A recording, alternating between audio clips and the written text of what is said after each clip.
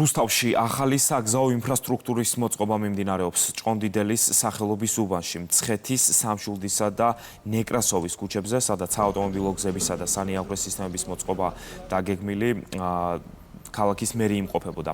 პროექტის ფარგლებში ჯამში 15,000 კვადრატულ მეტრ ფართობზე ახალი გზა დაიგება და განახლდება მიწისქვეშა კომუნიკაციები.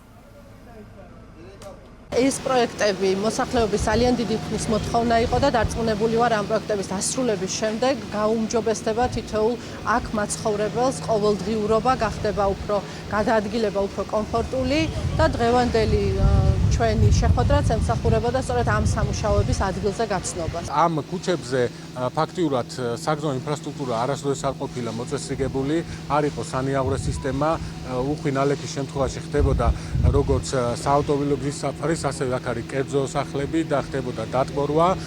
სამუშაოები არის აქტიურ ფაზაში შესული. კონკრეტულად მცხეთა ნეკრასოვის სამშვიდობის ქუჩებს სამუშაოების ვადა ეწურებათ სექტემბრის თვეში და პროექტის ღირებულება არის 1,700,000 ლარი.